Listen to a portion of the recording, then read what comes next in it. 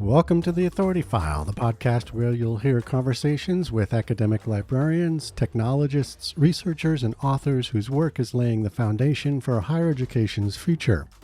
I'm Bill Mickey, your host and the editorial director at Choice.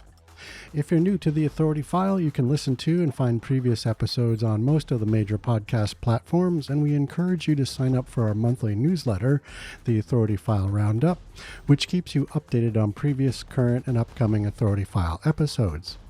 You can subscribe at choice360.org by clicking on the newsletter banner at the top of the homepage. My guests for this four-part series are Stephanie Espinoza-Villamor, e-learning librarian at the College of Southern Nevada, and Kimberly Shattuck, student success librarian and an assistant professor at Northern Illinois University.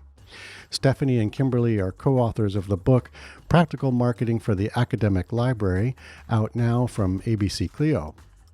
Their book is a Marketing 101 approach to promoting library services and resources, not just to students, but the broader campus community as well.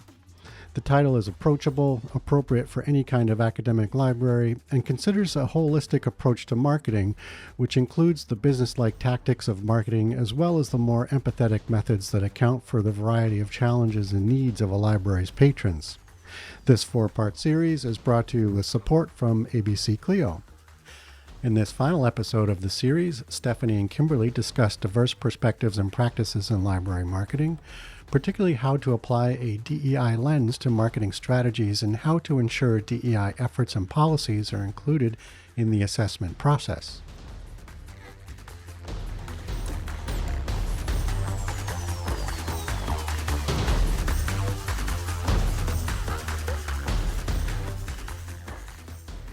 So libraries and librarians value the promotion of social justice issues, and yet there's plenty of work for libraries to do to understand their own discriminatory structures. You note that it is, quote, irresponsible to think that an understanding of the presence of white supremacy in library marketing is enough. It is, although nevertheless, an important step in creating true DEI practices. Can you explain why this is? Yeah.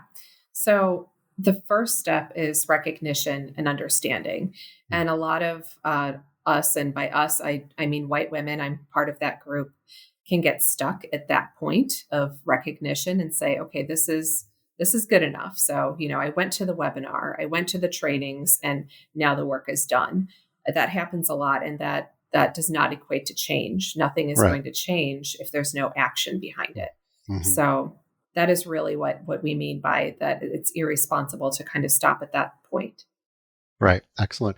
So this sounds like maybe another obvious question, but I guess it gets overlooked or ignored in many cases. And so that is, why is it important to have a diverse membership in positions and people on the marketing and outreach team? So we live in a multicultural world, and we serve diverse patrons. And diversity brings that variety of perspectives to any effort. But I do want to be careful about saying, we're not arguing that that if you have a diverse identity, that you have to be on every committee, every group. I'm definitely aware of the burden that is placed on especially librarians of color right now, who are being overburdened by having to sort of be the representative, the token representative for their identity. Mm-hmm. And so, you have to do this very carefully. So it is really important to have that diversity of perspectives. And I do want to mention too, it's not just the identity perspectives, but diverse areas in the library. So, working with folks who are maybe in technical services, who don't get invited to the outward facing things as much, is just as important. Mm-hmm. So there's an excellent section in your chapter on DEI that outlines how to apply a DEI lens on the various marketing elements. Can you briefly walk us through that? How should DEI be applied to marketing definitions? Sure. So we kind of go through like each step in the process. So we talk about DEI in traditional marketing materials. And so we're sending out like brochures, we're doing flyers, things like that. But you still want to incorporate diversity into those flyers. You want to make sure that you're designing for those on the margins. So you don't want diversity to be an afterthought. From the very beginning, you should be thinking, hey, what kind of students am I putting in the pictures on these materials? So it's like, are we having photos and it's all white students and we're not showing diversity, whether it's racial diversity, whether it's a diversity of abilities, making sure that we see some identities that are from historically marginalized populations. And we want to make sure that our marketing materials are also able to be accessed by a diverse population. So if we have a flyer that's digital, but it can't be read by a screen reader, then someone who has low vision or vision loss who's trying to access that marketing material is not going to be able to know what's on that material. We also talk about how representation matters. So are we just showing male students on our flyers that have STEM books? We want to show that females are pursuing STEM careers as well. Mm-hmm. We want to think about some of those events that we do. A lot of libraries love doing events for the holidays, and they might put up a flyer and say, "Hey, we're having a winter event, and there's a picture of Santa Claus." And it's like, well, wait a minute, are we excluding students from other faiths? And so, just kind of being aware of the different cultures, different backgrounds. Are we, using cultural appropriation or having an inauthentic use of diverse imagery?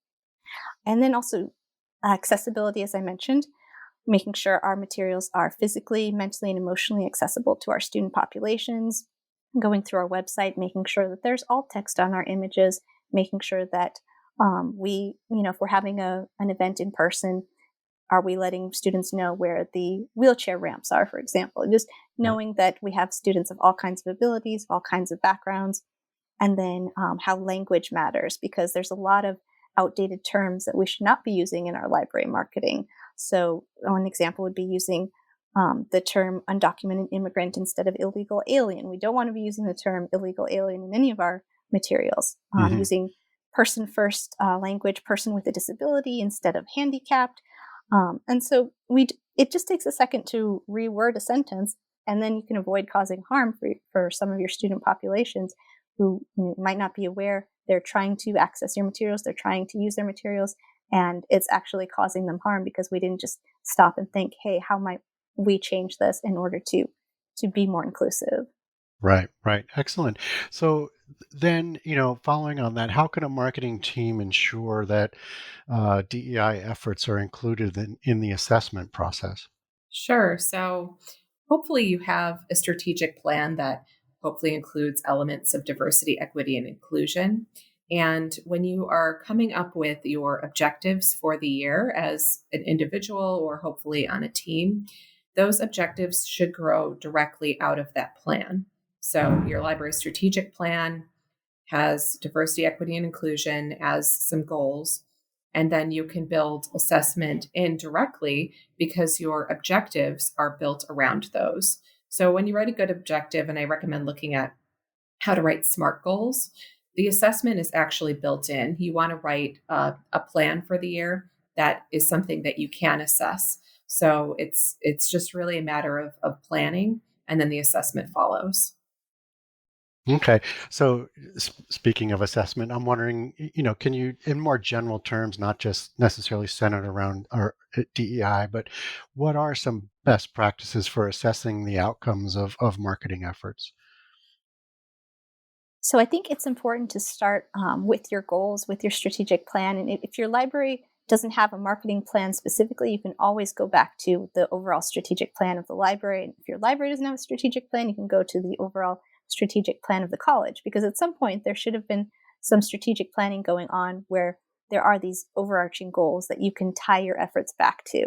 And then once you have kind of that overarching goal, crafting the specific strategies, the specific actions that you plan to take in order to accomplish that goal. So if you have something set, you can always come back to it. So when it's time to assess, did we do this? Did we accomplish this? Well, we'll look back to that document. We'll look back to that goal that we set. We'll look back to what we had planned to do, and did it work out or did it not? And sometimes we set goals and, we think that maybe it's a kind of a lofty goal and we didn't reach it, but at least we're looking at it, we're reassessing, we're seeing how we might change it for the next year. And so by having something to turn to and look back on, that's really the first step, and it's going to be helpful as you continue to work towards each of your goals and continue to work on your assessment. And I think also for best practices for assessment is to, well, number one, to do it. A lot of institutions just, they get overwhelmed, overburdened, and they're on to the next thing. But Right. it's really important to build into your calendar a period for reflection. So if that looks like maybe an annual report for what marketing and outreach efforts that you've completed, just building that into the cycle of marketing is going to then bring that to the forefront and keep you assessing. And then also back to that library's value report that Megan Oakleaf writes about, then using that assessment that you're doing, that ongoing assessment, to actually improve your services and your resources. So this should be just an ongoing cycle that you build in. Right. Excellent. Very good. Okay. Well, Stephanie and Kimberly, that's all the time we have. Thank you so much for joining us on the program. Thank you so much. Thank you very much.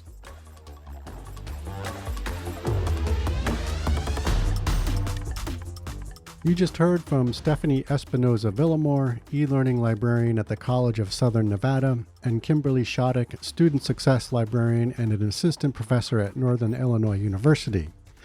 This 4-part series is brought to you with support from ABC Clio. As always, underwriting opportunities for the Authority File podcast are directed by Choice's advertising manager Pam Marino, and all of our episodes are produced and edited by Choice's digital media producer Sabrina Kofer, with support from digital media assistant Ashley Roy. That's all for this week. Thanks for joining us.